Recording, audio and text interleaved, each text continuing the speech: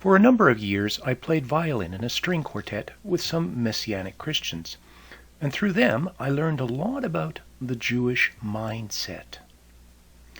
One of the biggest lessons I learned is that Jews view morality differently than Christians. For the typical Christian, a moral rule is like a fence, a boundary that one must not cross. But that is not how the typical Jew views morality. Instead, a moral rule is seen as a path that one follows, an action that one does. This viewpoint can be seen in the Hebrew word that is used to refer to the Jewish religious law, which is halakha. The word halakha literally means going or walking.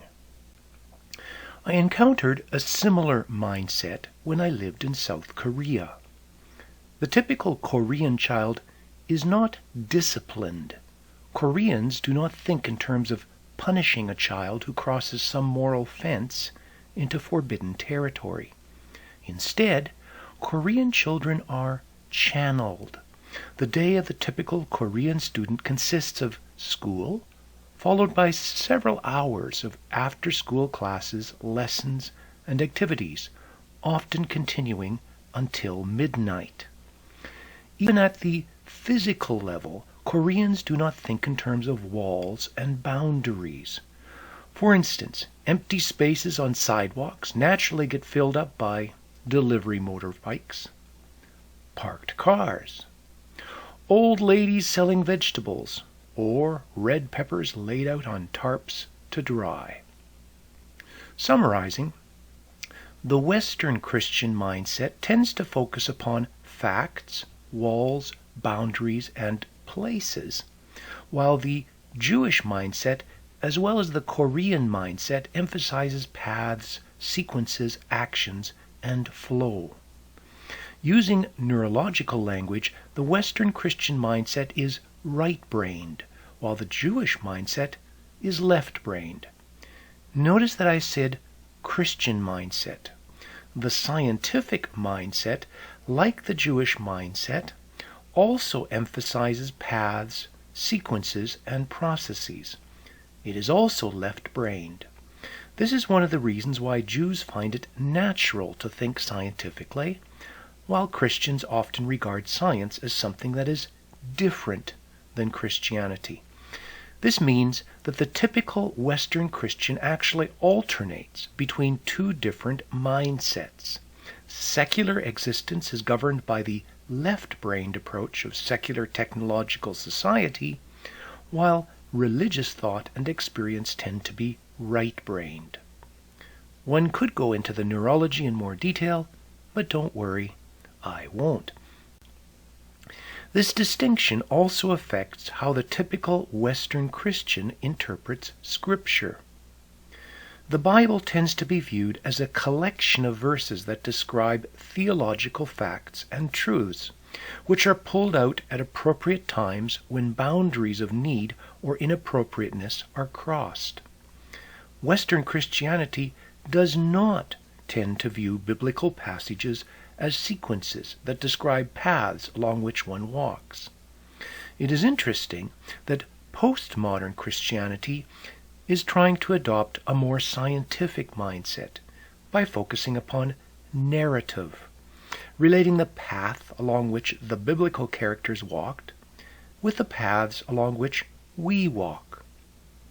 Anabaptism struggles with this dichotomy. On the one hand, Anabaptists read the Sermon on the Mount as instructions that tell a person what to do. But on the other hand, Anabaptism acquires most of its theology through evangelical Christianity, and thus ends up reading most of the Bible in a typical Western Christian fashion. Notice how the same Bible is being read in two different ways. The contrast between Christian and Jewish thought can be seen in the concept of righteousness.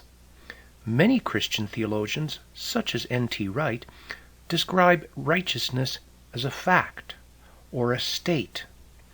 teaching that God declares me to be righteous because of the atoning death of Jesus, like a judge declares a person to be not guilty.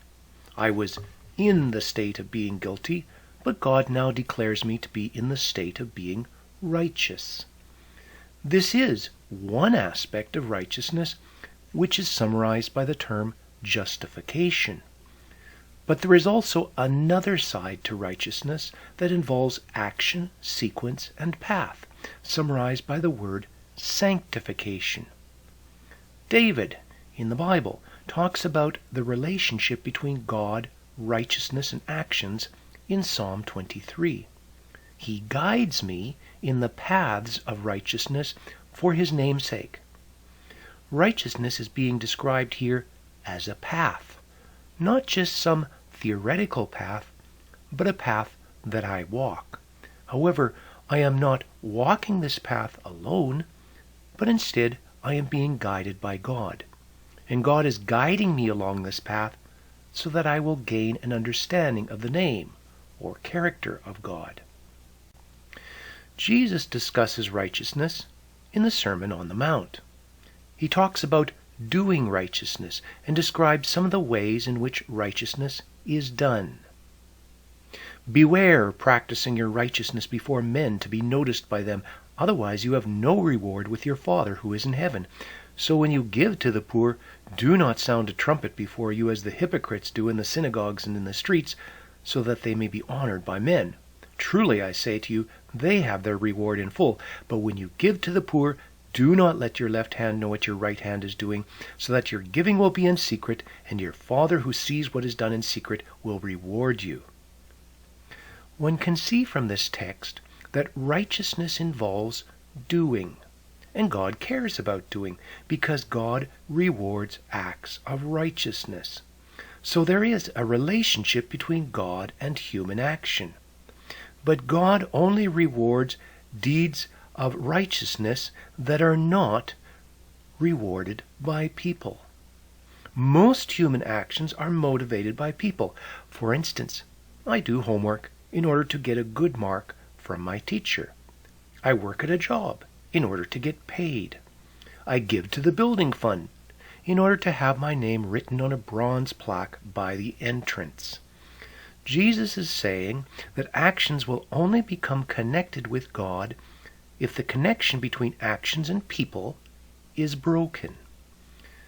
This does not mean that one should never be paid or recognized, but it does mean that one's primary motivation should be following God and not getting rewarded by people. And this will only become the primary motivation if for a while one is not paid or recognized by people. Before we continue, let us summarize. We are comparing two different ways of approaching God, morality, righteousness, and the Bible. A left hemisphere approach emphasizes path, way, sequence, and doing, while a right hemisphere mindset emphasizes facts, belief, places, and walls. Judaism, scientific thought, and Korean culture are examples of a left hemisphere mindset, while Christianity tends to emphasize right hemisphere thinking. A left hemisphere mindset will read the Bible and see sequences, paths, and actions, while a right hemisphere mindset will read the same Bible and see facts, truths, and walls. Righteousness has both a left and a right hemisphere component. There is a path of righteousness as described by sanctification, and there is a state of righteousness as described by justification. For the left hemisphere mindset, the challenge is to become righteous by replacing action that is motivated by people with action that is guided by God. Turning now to the primary text of this talk, I suggest that Psalm 139 describes the process of God intervening in the life of someone who emphasizes doing. Repeating this, David is practicing halakha, living a Jewish life of doing. God then steps in transforms this doing and turns it into righteousness. Putting this into modern language, David is a hard-working Mennonite who volunteers regularly at the MCC, and God transforms David's religion of doing good. David starts by relating the knowledge of God to his personal actions. O Lord, you have searched me and known. You know my sitting down and my rising up. You understand my thought from afar. Notice that David is not finding God in some special place. Instead, he is encountering God in the normal actions of life, in his sitting down and his rising up. However, David's knowledge of God at this point is merely a vague awareness that God is related in some way to what he is doing. The key realization of this first step is recognizing that God relates to my normal activities, my sitting down, and my rising up. The next step adds details to this general knowledge. A more literal rendition of verse 3 would be, you winnow my path and my lying down. Winnowing separates the wheat from the chaff, distinguishing that which is fruitful from that which is fruitless. This winnowing brings God closer and adds details to the vague awareness of God. In verse 2, God understands David's thinking from afar. In verse 3, God is intimately acquainted with all David's ways. Winnowing also adds a moral component to God's knowledge of my activities. But this morality is based upon paths rather than walls. Instead of putting up walls that must not be crossed, God is pointing out which actions are unfruitful. The next step extends the knowledge of God to words and speech. In the words of David, even before there is a word on my tongue, behold, the Lord, you know it all. David does not say that he starts talking about God. Instead, David says that God is aware of his talking. When I talk about God, then I can remain in control. But when God is aware of my talking, then I lose control to God. David now feels trapped by God. In verse 5, he says that you have enclosed me behind and before. The word translated enclosed means to place a city under siege. In other words, David feels besieged or trapped by God. Why would David feel trapped now? Because words can be used to release emotional pressure. We often talk to get things off our chest, and there is a place for that. But talking can also be used to get rid of emotional pressure that is being orchestrated by God to produce change in our lives. If we cannot talk about our problems, then we feel trapped. David is recognizing that his feeling of being besieged by God is actually coming from God, and that it is God who is laying his hand upon David. Verse 6 describes the loftiness of God. Such knowledge is too wonderful for me, too lofty for me to attain. A Western Christian mindset will tend to pull this verse out of context and interpret it from the viewpoint of facts, concluding that God transcends human factual knowledge. A different interpretation emerges if one thinks in terms of actions and sequences. A more literal translation of verse 6 would be, this knowledge is wonderful, it is high for me, and I do not have the power to reach it. In the previous step, David felt trapped by God. He now realizes that God functions at a higher level that he cannot reach. In other words, David is not making a philosophical statement, but rather a moral statement. He is not saying that God is unknowable, but rather that he lacks the power to reach God's level. This is when David discovers the spiritual realm. His actions have been boxed in by God, and he realizes that God functions at a higher level. His attention finally turns to the spiritual. But he does not go there willingly. Instead, he tries to run away from God. Where can I go from your spirit? Or where can I flee from your presence? There is a reason for David's reluctance. Doing focuses upon the here and now, the physical, the concrete, and the impersonal. The spiritual, in contrast, is personal, internal, non-physical, and not anchored in the here and now. A mindset that focuses upon doing will find the spiritual unsettling, because it pulls the mind in directions that are unfamiliar, unstable, and emotional. And so David tries to run away from God's Spirit and flee God's presence. He starts by ascending to heaven. Why would one try to escape God by going to heaven? We often do this. Performing religious activity can be an effective method of running away from God. But it stops working when God boxes you in because you discover that God is there. What was safe religious activity turns into the uncomfortable experience of encountering God. David's next option is to run away from God by making his bed in Sheol. However, David finds that this is an eye-opening experience. In the language of the original Hebrew, if I make my bed in hell, behold, you. This describes the story of the prophet Jonah, who found himself trapped by God, responded by running away from God, and then encountered God in unexpected ways. Similarly, we have all heard testimonies of people feeling trapped by God, trying to run away from the presence of God, and then finding themselves beholding God in unexpected places. Another option is to run away to some strange and distant culture, settling on the far side of the sea. This is an effective way of running away from God, because settling in a strange culture will prevent old, unwanted memories from being triggered. But even here, David finds God's hand guiding him.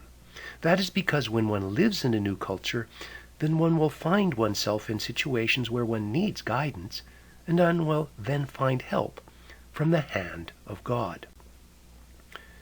The final option is to stop thinking and live within mental and social darkness.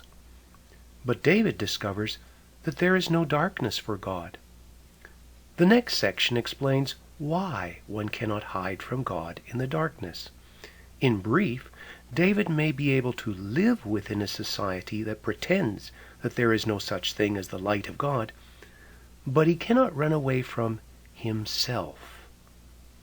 Notice that David has not been fleeing God by running away to physical places, such as Vancouver, New York, or Jerusalem.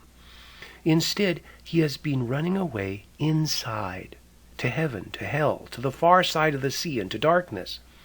Such a person may move physically to places such as Vancouver or New York, but the real running away is happening inside. And all this internal running will teach a person that there is an internal world of doing. Life does not just consist of physical paths along which one walks and physical sequences that one does. There are also internal paths and internal sequences, and these hidden paths and sequences have been created by God. David describes this internal world of God-ordained structure in verse 13. For you formed my inward parts, you wove me in my mother's womb. Notice that David has stopped running away in his mind from God because he is recognizing internal God-formed structure. He also starts praising God inside in his soul. I will give thanks to you, for I am fearfully and wonderfully made. Wonderful are your works, and my soul knows it very well. And David recognizes that God constructed the hidden structure that lies within him. My frame was not hidden from you when I was made in the secret place, when I was woven together in the depths of the earth. Back in verses 3 and 4, David realized that God is familiar with his ways, and then he realized that God also knows his words. A similar sequence happens in verse 16. David starts by recognizing that God has constructed his inner being, and then he recognizes that this internal structure comes from the Word of God. Your eyes have seen my unformed substance, and in your book were written all the days that were ordained for me, when as yet there was not one of them. Before, he felt boxed in and restricted by God. Now he feels released and expanded by God. How precious also are your thoughts to me, O God! How vast is the sum of them! If I should count them, they would outnumber the sand. Verses 19 through 22 sound vindictive and judgmental, but I suggest that this is because one is reading the text from a Western Christian mindset. When a person or group crosses some boundary of moral appropriateness, then the natural Western tendency is to judge and condemn, and this passage reminds us of such an attitude of condemnation. But verses 19 to 22 occur at the end of a sequence in which God is transforming someone who emphasizes doing. Thus, I suggest that David is not judging them for being evil, but rather allowing his personal feelings to line up with God's feelings. Notice the focus upon God in the following phrases. David asks God to slay the wicked. He is disturbed by those who speak evil of God and misuse the name of God. He hates those who hate God and abhors those who rebel against God. I know that political correctness demands that one accept everyone without passing judgment. But we are finding out that this does not work, because those who preach political correctness are quite judgmental of those who disagree with them. Therefore, I suggest that the solution is not to suppress personal feelings, but rather to transform personal feelings by allowing them to line up with God's feelings. David also distinguishes between feelings and actions. David is not saying, I hate my enemy and so I will slay my enemy, while pretending that I am doing this in the name of God. Instead, David is saying, I hate God's enemy and so I will ask God to slay the wicked without taking judgment into my own hands. The final two verses describe a transformed mindset of doing. David is still focusing upon path because he asks God to see if there be any hurtful way in me and lead me in the everlasting way. But David has been transformed in several ways. He no longer uses doing to avoid thinking, but instead asks God to search him. He does not use doing to avoid feeling because he asks God to know his heart. He does not try to focus upon the here and now in order to avoid worrying about larger questions, but instead asks God to test and know his anxious thoughts. He does not continue doing because that is the way things are done, but instead asks God to point out which actions lead to pain. And instead of living merely in the here and now, he asks God to lead him in the everlasting way.